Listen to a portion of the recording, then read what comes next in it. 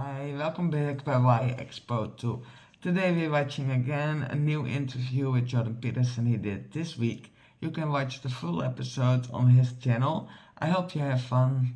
It just happened because it's still fresh in my mind. Yeah. You know, Dawkins at some point said something like, I don't care about these stories. I care about the kind of science and the kind of prediction that can help us land, a spaceship on the moon. Yeah, and I was like, I missed an opportunity. And I was like, I care more about why the hell would we want to land a spaceship on the moon? Like, why would humans do that? That's more interesting to me, or more important than the fact that we're capable of doing it. Well, it's also, there's two things there that are interesting. The first is, well, we landed on the moon, and for Dawkins, the fact that that's remarkable is self-evident. It's like, for a psychologist, it's like, that's not self-evident, buddy. There's lots of things we could have done and had been doing for a very long period of time before we landed on the moon. So it's something like Star Trek. Right? Yeah. To boldly go where no one has gone before. Yeah, it's right? the mariner's journey. It's the mariner's story. Yeah, you have all these stories, ancient stories, the story of Ulysses or the story of St. Brendan, who goes out into the ocean and, goes in a land that nobody has been before. These are the stories that we care about. The idea of going out and they plant a flag. Yeah. Well, that's what we did on the moon. And the flag, that's the staff of Moses. Yeah. It signifies the new center, right? Yeah, the center of identity. It's the joining of something with identity. That's why we plant flags or crosses. When the explorers would encounter new lands, they would plant a vertical pole to say, this is an identity. Center of this the is a world. new center. Yeah, it's a tree, it's a pole, it's a marker, just like a street Jack marker. of the Beanstalk. Yeah, exactly. It's an identity. That's what it is. Well, and it's also the case, and I missed this. It's so foolish. There was so much going on. Well, there was, but he's interested in the technology that gets us to the moon. It's like, okay, the technology that gets us to the moon. How about the nature of the social contract that produced the education system and the technology that made the moon voyage possible, right? I mean, one of the things I've learned, not least through analysis of the biblical narratives, which is partly what we who wrestle with God does, is that the ethos that upon which a society is founded is the prime natural resource. And so there was a reason it was the Americans that got to the moon. And part of the reason for that was the nature of the American social contract. Then the question is, well, what's that social contract predicated on? It's like, well, we hold these truths to be self-evident, right? And what constitutes the self-evidence, and what's underneath that? Well, the entire Judeo-Christian landscape is underneath that. And what's underneath that? Well, it's something like the social structure itself and the biological reality underneath that and the patterns in the material world. And, well, God only knows what that's ultimately reflective of. I mean, the deepest narrative insistence is that there's a pattern that's fundamental, that's beyond the mere material. Yeah. And I see no reason whatsoever to assume that that's an incorrect presumption. Yeah, well, because it's also true at every single level. Once you start to see it, once you start to see that every category is a meta-category, that every category is an agglomeration of parts towards a purpose, then you realize that all categories in some ways transcend its parts. It transcends its elements. And so they all are moving towards this transcendence. Because they're related to something higher. Yeah, they keep pushing up higher. Yeah. Plato wasn't ridiculous in understanding the notion of forms. I think that one of the things that, let's say, contemporary thinking or even cog-sci can help the Platonic form problem with is that these forms, their purposes, their reasons, right? Some of the saints, like St. Maximus the Confessor, collapses it together. He does talk about that. It's like the reason why we notice a form or an identity is because we're seeing a reason for it to exist. We're noticing a purpose. And that's in line with this whole perceptual mechanism that you bring to light. Definitely. And so it's not that these ideas or that these forms exist in some weird, it's like weird ethereal realm. Purposeless fact. Yeah, it's just that they are, because they bind multiplicity together, they're relatively invisible because you can't see the category. You're always seeing. Well, it also fades into the ineffable. Right? So that's the structure of Jacob's ladder. You could imagine that as you move down into the material, let's say you're taking things apart, you're taking metacategories apart into their subsidiary metacategories all the way down. well, you run into something like potential at like the chaos. bottom, right? And then if you move up to the top, well, you run into something. Spirit. Yeah, exactly. Heaven, spirit. Exactly. Well, that's the Jacob's ladder imagery, Yeah. right?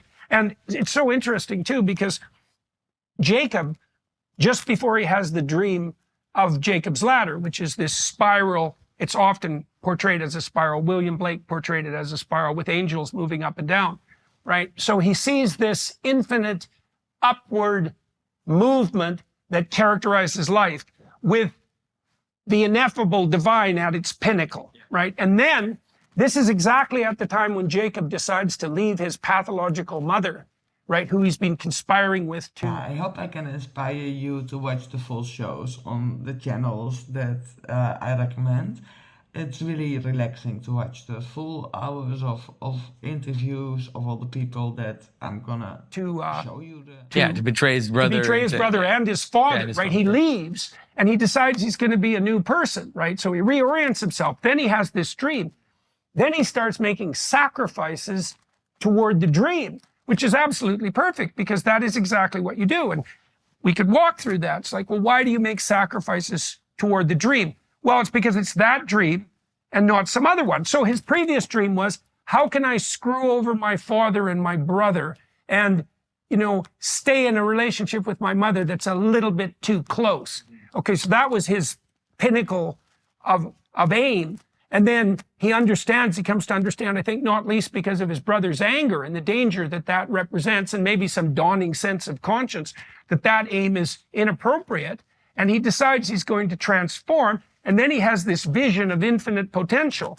And then he makes sacrifices. Well, the first thing he sacrifices, obviously, is the previous pathological dream.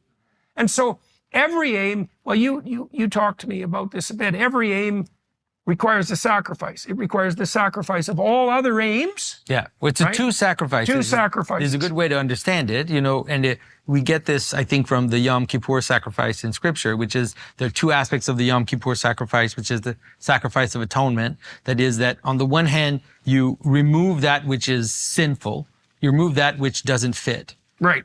Which violates the aim. Which is something like a cutting away. Yeah. But then there's also a manner in which you offer up the best part, right? And then that purifies the being. And so if you think of any aim that you encounter, right? On the one hand, you have to reject the things that don't fit, right? It's like if you're playing basketball, you're not playing the wheat from the chaff. Yeah, you have to, all the things that don't fit with the aim. If you're studying for a test, then you study for the test and you're not, chatting on the phone. If you're doing other things, then you're mixing and you're let's say, you're creating confusion in the aim. So that's let's say the scapegoat part. You cut out that which doesn't fit. And then you also offer up what you're doing to the aim, which is beyond you. And that's important. Like, it's something that you're not gathering it into yourself. You're not giving it to you. Well, that's where the higher meaning emerges as well, right? Because so I used to ask my students why they would do a given piece of work, why they were taking an exam. Well, I'm taking the exam because I need to pass the course. Well, why?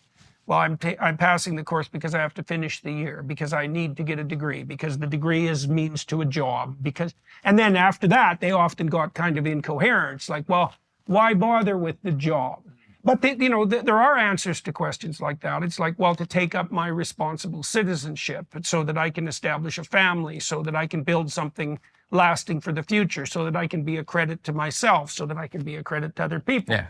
That's the covenant, by the way, that God offers Abraham, right? And so there is this participation in higher and higher purposes. And one of the things that's so cool about that is that if you're participating in the highest possible aim, say towards the ineffable that caps this pyramidal structure, then the power of the divine ineffable saturates all the micro activities that you engage in, because it's imbued with rich purpose. And you could say that makes everything glow. Like, it makes things glow, not in a physical way, but it makes things, it also infuses a kind of joy and a kind of peace, right? Because that's why Christ says that his burden is light, which is a very weird thing to say. Yeah, because you realize that, whatever it is that I'm paying for here, because I know it's embedded in the highest good or aiming towards a higher good, then I'm happy to do it.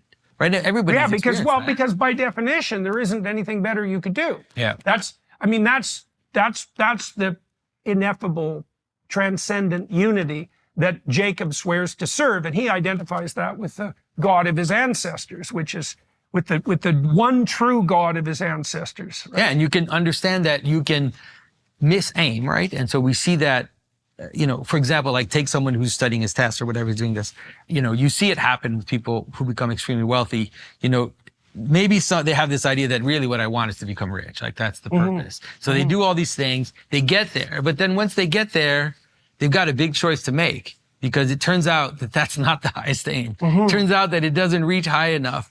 So you can see it when people reach a certain level, a certain threshold of being very, very wealthy, either they start to sacrifice, let's say, start to give that towards higher purposes, right? Help others, start to use their power and their wealth in order to help others reach these goals, or they fall into a kind of hedonism. Power-mad hedonism. Yeah, exactly. And then they just become a caricature of then themselves. their wealth speeds their demise. Yeah, exactly. Yeah.